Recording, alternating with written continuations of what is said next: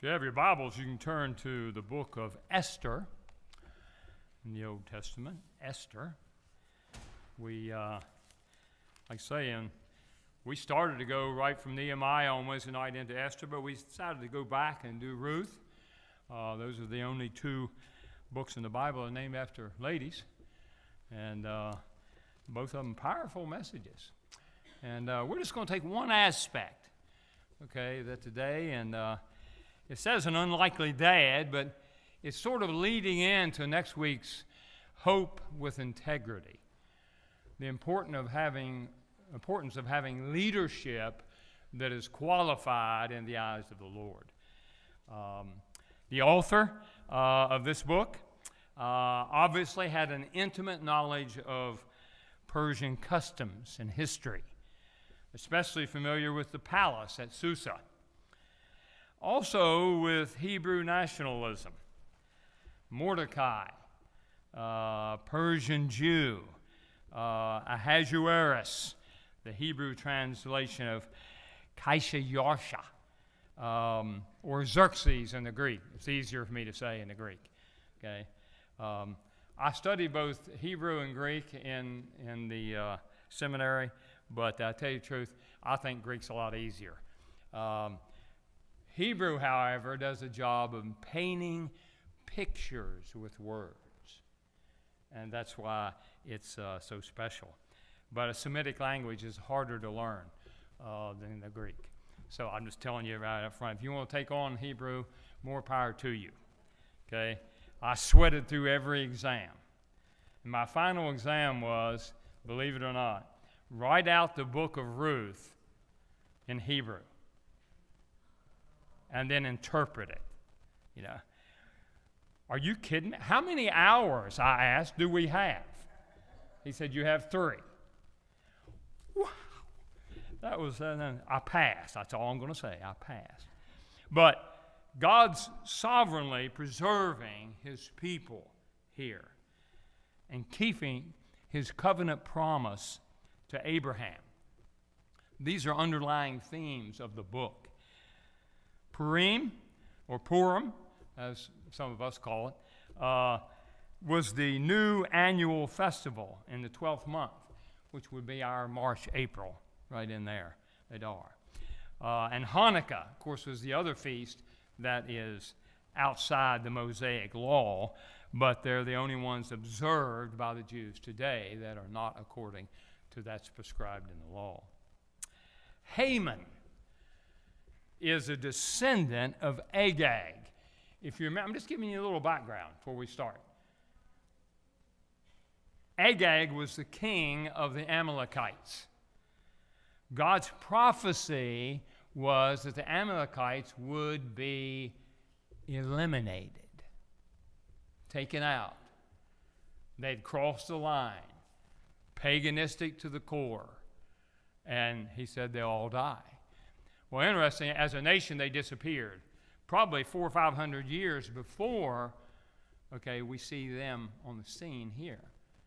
So why? Well, we'll see the example of how God fulfills his prophecy to the letter.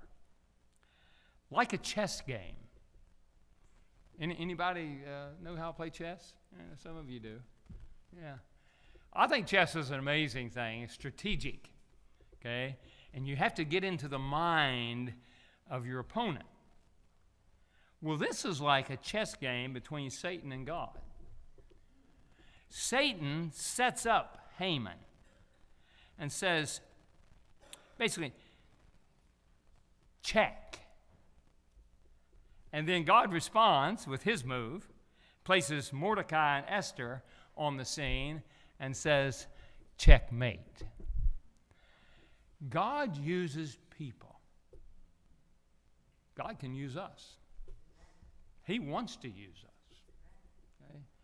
In fact, we should probably hear echo in our minds and hearts the same thing that Mordecai challenged Esther with. Is it because God has brought you to this time in the kingdom? Is this why? This is your purpose in life. God often does that in people's lives. And it can be when you're young, it can be when you're middle-aged, it can be when you're older. I've heard a lot of people testify and already retired, and they said then God led them in a special direction and a special ministry.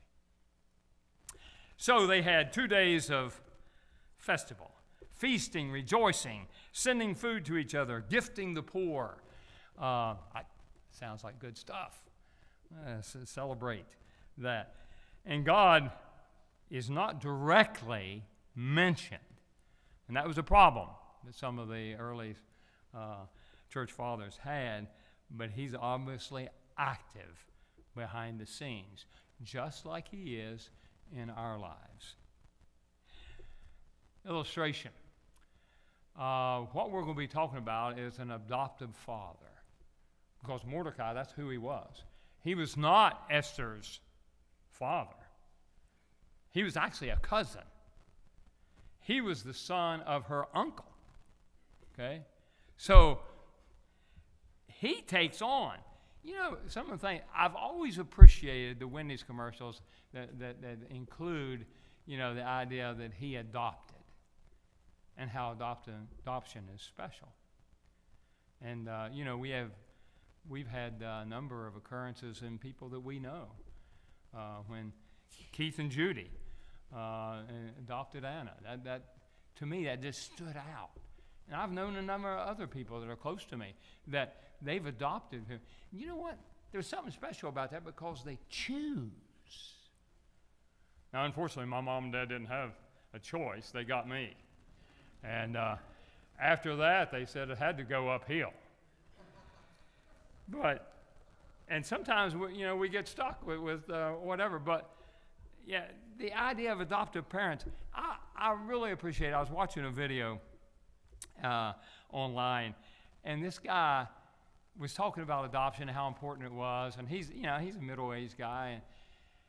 And he points, he said, they asked him, didn't you seek out your, biological parents? He said, I did. Not that was such a big deal in my life.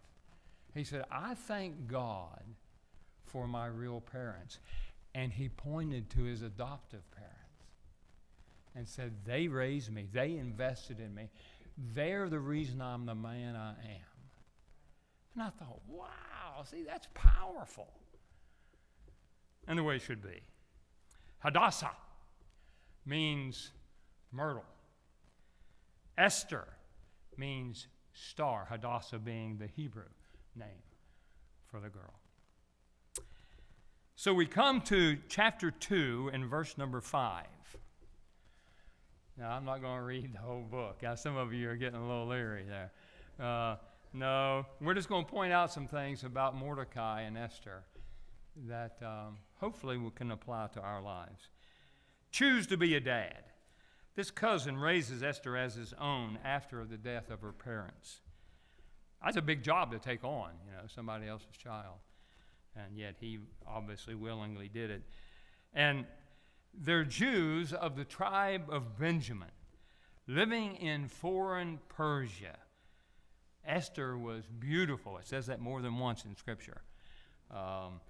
She was taken into Xerxes' harem to await the king's choice after making an example of Queen Vashti, who refused the king's command to appear before him. Therefore, he said, what am I supposed to do about this? His counselor said, kick her out. We'll get a new one. And that's what he did. He exiled her. Boom, no longer queen. And the king had power to do that in that day. I know some of you fellows are thinking you have that power. You don't have that power. Okay? Let's make that real clear. In Shushan, the citadel, there was a certain Jew whose name was Mordecai, the son of Jair, the son of Shimei, the son of Kish, a Benjamite. Kish had been carried away from Jerusalem with the captives who had been captured with Jeconiah, king of Judah, whom Nebuchadnezzar, the king of Babylon, had carried away. And Mordecai brought up Hadassah, that is, Esther, his uncle's daughter, for she had neither father nor mother. The young woman was lovely and beautiful. When her father and mother died, Mordecai took her as his own daughter. And so it was. When the king's command and decree were heard, and when many young women were gathered at Shushan, the citadel, under the custody of Hegai, that Esther also was taken into the king's palace, into the care of Hegai, the custodian of the women. Now the young woman pleased him. This is the head over the women. And says she obtained his favor, so he readily gave her beauty preparations. Besides her allowance, that means extra, special treatment. Then 7 choice maidservants were provided for her from the king's palace. And he moved her and her maidservants to the best place in the house of the women. Esther had not revealed her people or family, for Mordecai had charged her not to reveal it. That's all in the scheme of things. They're not to know yet that they're Jews.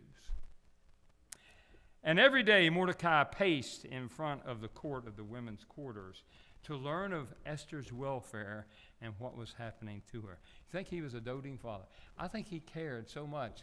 He said he wasn't even though she was in the palace, he went and walked up and down trying to hear news. What's going on with Esther? Choose to be a dad. You know, there's a lot of us that are fathers, and sometimes we look back and go, wow, you know, how I don't even understand how I've come this far. You know, you say there's not a manual, you know, for parenting. Actually, there is. It's the Bible. And I don't think we take that seriously enough, because the Bible tells us how to raise our children. We invest in our children the Word of God, okay, and raise them up in such a fashion. Esther pleased this eunuch in charge of the women so much she gets special treatment. And she probably was there for approximately a year. Can you imagine getting, you ladies, spending a year in the spa? A year. Boy, they really went overboard that day. She kept her nationality a secret because Mordecai told her not to. And by law, of course, we know, even though she was forced, we know that Mosaic law did not allow her to marry a pagan. But it was all in God's providence. Character is taught. Look at chapter 2 and verse 19. When virgins were gathered together a second time, Mordecai sat within the king's gate. Now Esther had not revealed to her family and her people, just as Mordecai had charged her, for Esther obeyed the commandment of Mordecai as when she was brought up by him.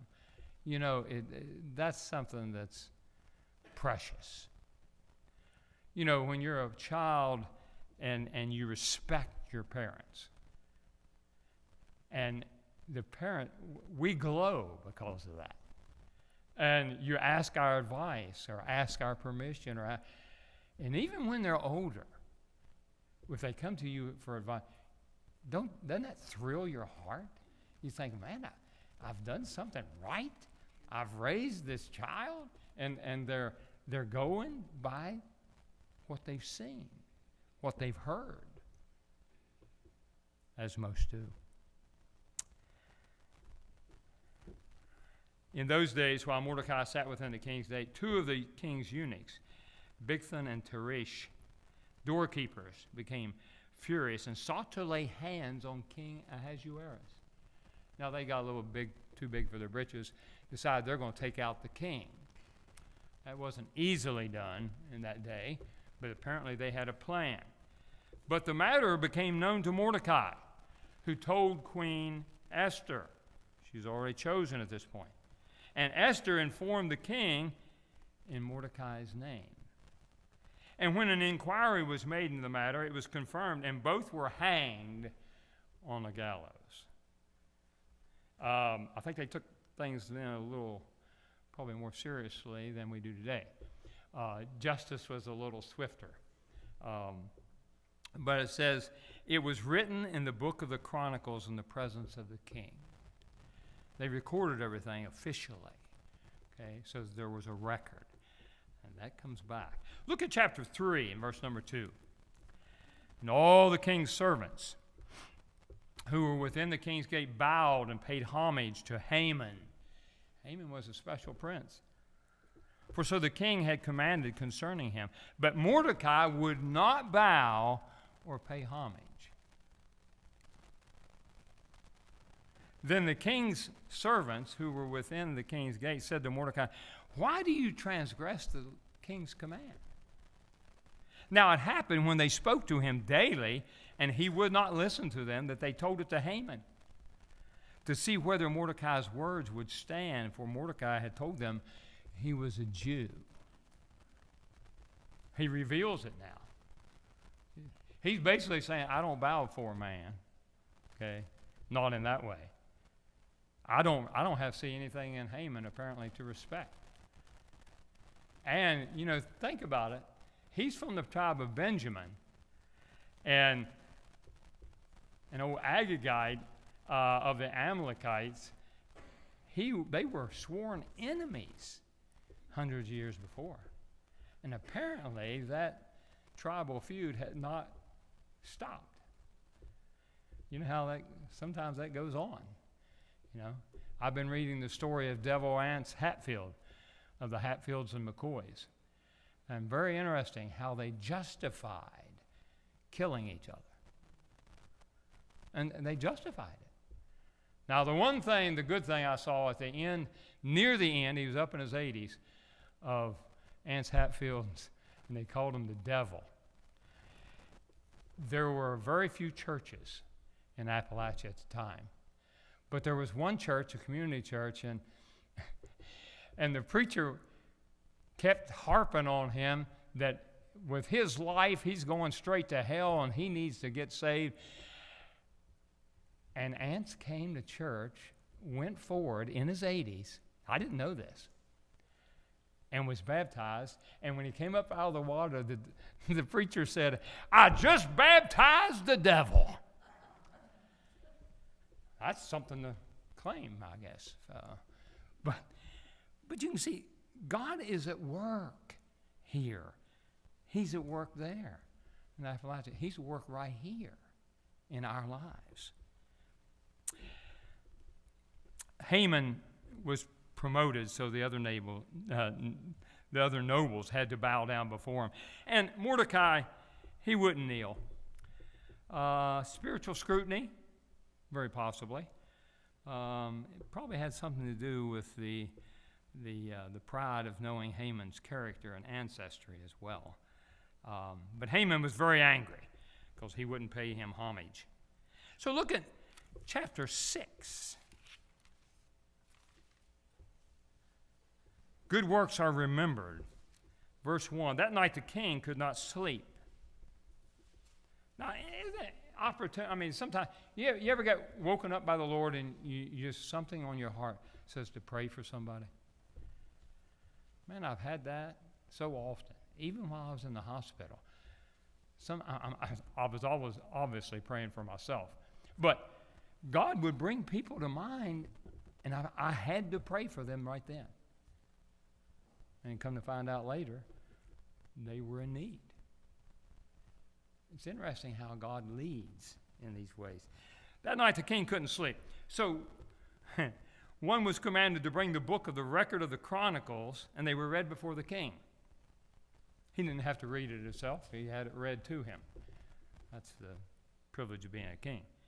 And it was found written that Mordecai had told of Bigthana and Teresh, two of the king's eunuchs, the doorkeepers, who had sought to lay hands on King Ahasuerus. Then the king said, "What honor or dignity has been bestowed on Mordecai for this?" And the king's servants who attended him, "Nothing." They said, "Nothing has been done for him." And the king said, "Who's in the court?" Again, perfect timing. The irony keeps coming out in this story.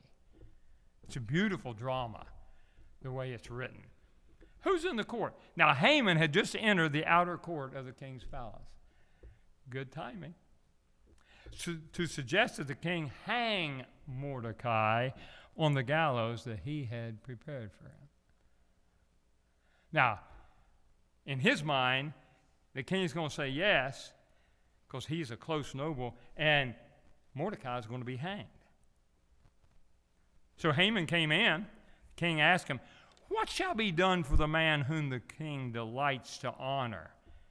Now, of course, Haman thought in his own heart, who better than me? He's talking about me. I'm the one. Boy, his ego really got the best of him. I'm the one he's going to honor. Haman answered the king, "For the man whom the king delights to honor, let a royal robe be brought which the king has worn, and a horse on which the king has ridden, which has a royal crest placed on his head. Then let this robe and horse be delivered to the hand of the one of king's most noble princes, that he may array the man whom the king delights to honor, and then parade him on horseback through the city square, and proclaim before him, 'Thus shall it be done to the man whom the king delights to honor.'" And the king said to Haman, "Hurry, take the robe and the horse as you have suggested, and do so for Mordecai the Jew."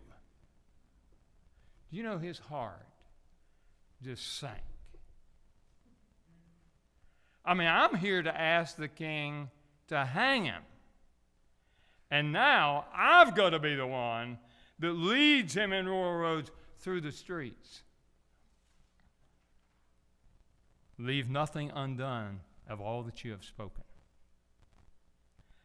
So Haman took the robe and the horse and arrayed Mordecai and led him on horseback through the city, proclaimed before him, "Thus shall it be done to the man whom the king delights to honor."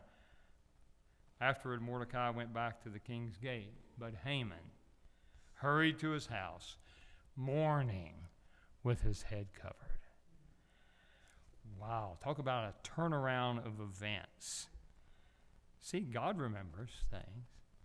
Kings may keep record, but God brings things to mind. It's interesting how he does this and uses the official record. Who's in the court right now? And why did that hit his mind? He's looking for counsel. And Haman just happened to be there. We know because it's the Lord's plan, but the king asks him what's going to be done, and he makes him do it. That's the beauty of the thing. Again, the irony that comes across. So the king instructs him to do so, and he did so, and he's mourning. Now let's go backwards.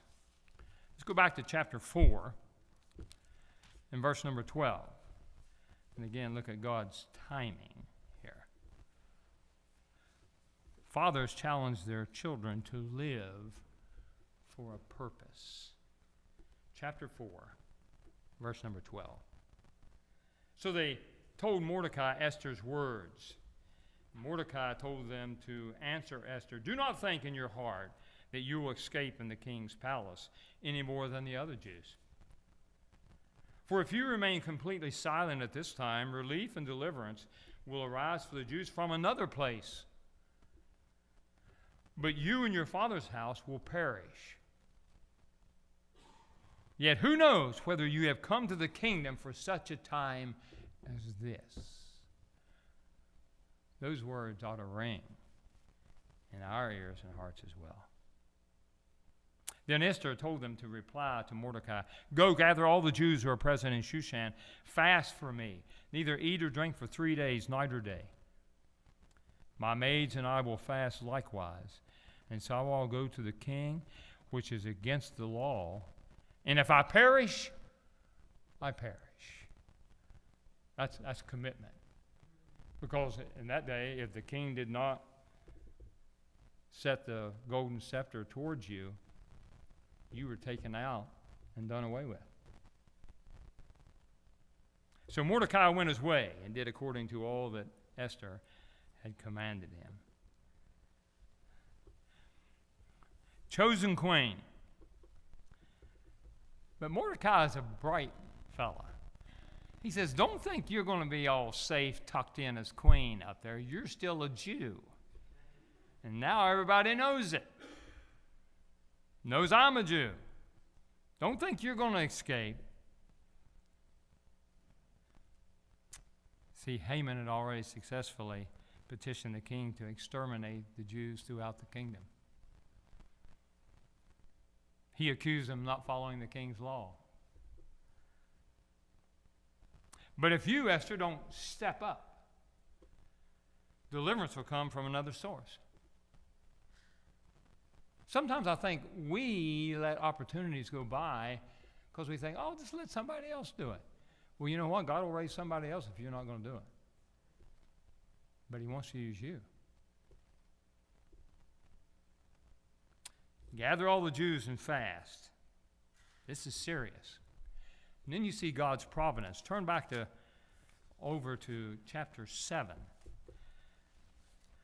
So the king and Haman went to dine with Queen Esther because that was her request. He accepted her. He offered her the scepter. He said, up to half my kingdom. Okay? She's in good favor with the king.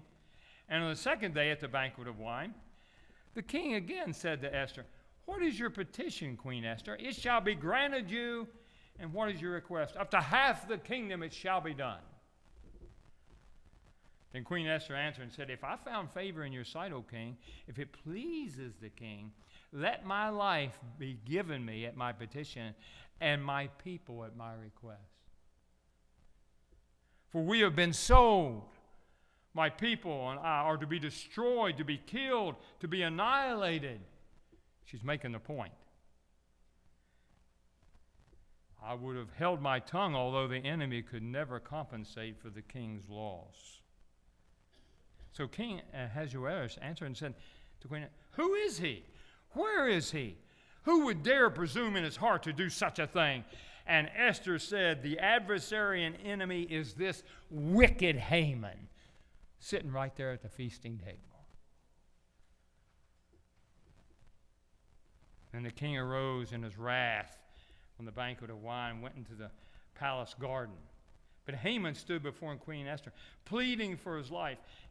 For he saw that evil was determined against him by the king. And when the king returned from the palace garden to the place of the banquet of wine, Haman had fallen across the couch where Esther was. Then the king said, will he also assault the queen while I am in the house? He couldn't believe his eyes. And the word left the king's mouth. They covered Haman's face. Look, one of his eunuchs said, the gallows 50 cubits high, which Haman had made for Mordecai, who spoke good on the king's behalf, is standing at the house of Haman. The king said, hang him on it.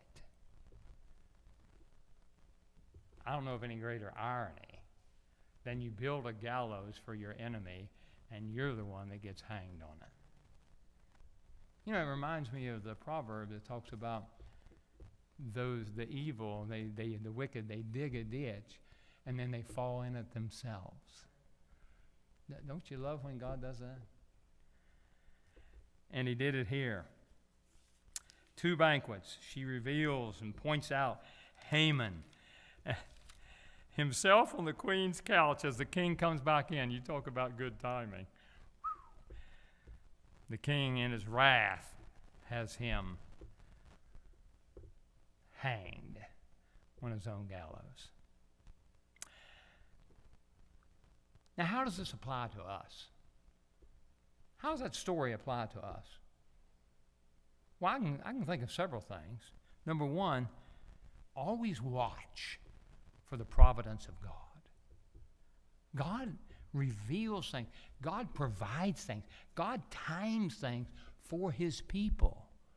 Sometimes we're blind to it because we're looking at our own little concerns and not looking at what God's wanting to do in our life. Don't underestimate the influence of a good father. He raised Esther right. And Esther turned out to be quite a queen. Influenced and saved her own people. She was courageous. And she listened to Mordecai even as an adult. Develop the potential of your disciples. You say, I don't have any disciples. Oh, I beg to differ. I consider you disciples. Sunday school teachers like Terry. What? Wayne. Bible teachers. Leaders of Bible studies. Sunday school class. The Awana leaders. Guess what? They all have disciples. And guess what? Let's go beyond that. Parents. We have our disciples, our little ones. We're to raise them up in the ways of the Lord. And we'll see great results because of it. One of my prayers as a father has always been, since we had Katie, that was a long time, 40-some years ago. Wow. Hard to believe. I look and I say, Lord, do greater things in their life than you do in mine and Jane's. And he's already done that. Wow, what they've been able to do and influence. It's mind-boggling. Well, I'm going to cap this off because we're going to get ready for the baptism. I'm going to ask Wayne to come, but I want to mention the words of a little song, a little gospel song I was listening to yesterday. I thought very appropriate for this occasion. It says, I don't know the whole song. I thought I'd build on life's sinking sand, but I realize I can't even walk without you holding my hand. Down on my knees, I've learned to stand, but I can't even walk, Lord, without you holding my hand.